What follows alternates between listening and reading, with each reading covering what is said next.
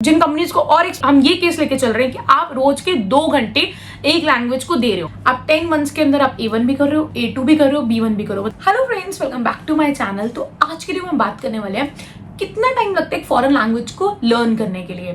ये क्वेश्चन बहुत ज्यादा आता है स्टूडेंट्स का कि आज हम फॉरेन लैंग्वेज स्टार्ट कर देंगे तो हमें कितना टाइम लगेगा एक पूरे फॉरेन लैंग्वेज को एक्सपर्ट बनने में। तो आज की वीडियो में हम इसी टॉपिक पे बात करने वाले हैं। So without any due just let's start the video. तो मैं आपसे एक डेटा शेयर कर रही हूँ, तो आप देख सकते हो इसके अंदर कि 98% लोगों ने इस चैनल को सब्सक्राइब नहीं कर रहा and they like the content, they are consuming the content. I really want कि प्लीज आप मेरे चैनल को सब्सक्राइब करो। If you like my content और आप और भी वीडियोस देखना चाहते हो तो please subscribe my channel.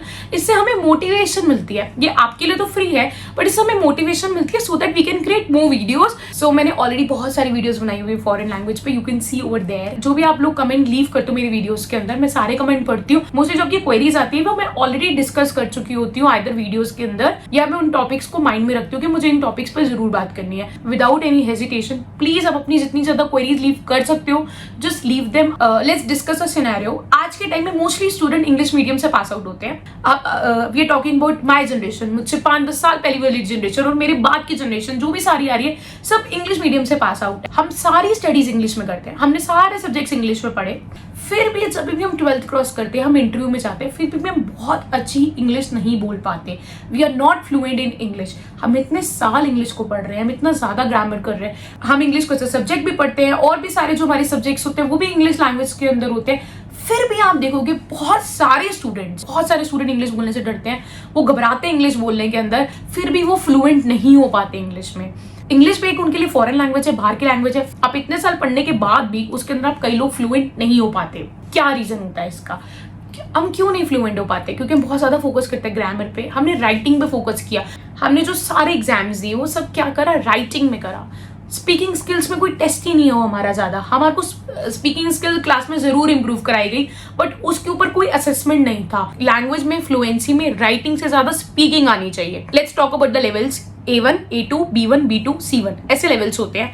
A1 का जो लेवल होता है वो होता है टूरिस्ट लेवल तक पे जाने के लिए। जैसे आपको बाहर घूमने जा रहे हो, आप पेरिस घूमने जा रहे हो, आप स्विट्जरलैंड घूमने जा रहे हो, कहीं पे भी जा रहे हो, हाय हेलो बेसिक क्वेश्चंस आप पूछ सकते हो, आप रास्ता पूछ सकते हो। तो ये होता है A1 लेवल। आप एक बेसिक कन्वर्सेशन, टूटी मुटी आप बेसिक कन्वर्सेशन A1 लेवल में सीख जाते हो। तो ये हो गया, आप टूरिस्ट लेवल पे कहीं बाहर घूमने जा रहे हो तो आपको A1 लेवल आपको आनी चाहिए। फिर आ जाती है आपकी A2 और B1। कई कंपनीज आस्क फॉर B1 आनी चाहिए आपको, कई कंपनीज आपको B2 आनी चाहिए, जिसके अंदर आप थोड़ी सी और एडवांस में चले जाते हो। कंपनीज बेसिकली आज फॉर B2 से नीचे बहुत ही कम कंपनीज लेती हैं। B2 तो वो आपसे मांगेंगी कि आपको B2 तो आनी ही चाहिए।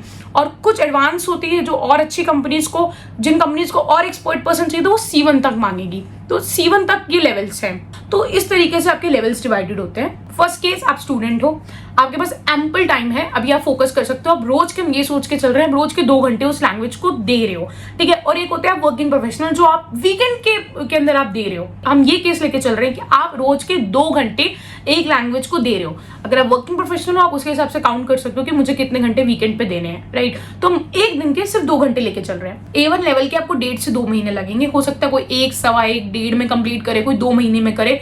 हम रोज के 2 घंटे लेके चल रहे हैं तो हम इसको अप्रॉक्स कहेंगे 80 to 100 hours to tourist level grasp. अब 2 महीने के अंदर अंदर आप एक अच्छी टूरिस्ट लेवल जितनी लैंग्वेज आप सीख जाओगे जब आप रोज के 2 घंटे दे रहे हो। नेक्स्ट लेवल की बात करें हम A2 और B1 की। अब थोड़ा सा आप A2 पे आ चुके हो, एडवांस आ चुके हो, और B1 पे आ चुके हो।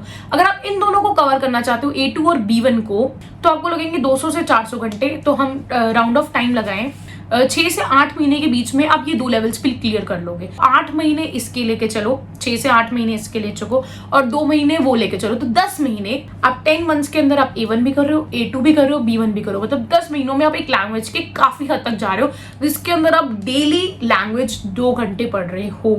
अब आता थी हायर लेवल ऑफ फ्लुएंसी, जहां पे हम ले रहे हैं B2 और C1। यहाँ पे आपको लग रहा है 550 आवर्स टू 900 आवर्स। हम ये टाइम इतना ज्यादा गैप इसलिए ले रहे हैं क्योंकि कई इंस्टीट्यूशन उसे थोड़ा सा जल्दी करा लेते हैं, थोड़ा सा कोई बाद में कराता है, कोई इंस्टीट्यूशन ज्यादा स्पीड में कराता है, कोई इंस्टीट्यूशन कम स्पीड में कराता है। कुछ बच्चों की स्पीड ज्यादा होती है पिक करने की, कुछ कम होती है, तो इट्स ओके। डेली के 2 आवर्स दो तो आप इस कोर्स को अराउंड आप B2 और C1 को 1 साल में कंप्लीट कर लोगे। सो हम देखा जाए A1 आप 2 महीने में कर रहे हो, उसके बाद आप B1 और C1 आप 6 से 8 महीने ले रहे हो, B2 और C1 करने में ऑलमोस्ट आपको 1 साल लगेगा। इससे आपको काफी क्लियर हो गया होगा कि मुझे कितना टाइम देना है। ये थंब रूल माइंड में रखो and start learning foreign language. अब ऑनलाइन कितने सारे रिसोर्सेज है एंड नेक्स्ट वीडियो इसी पे आ रही है कि what are the online resources for learning foreign language.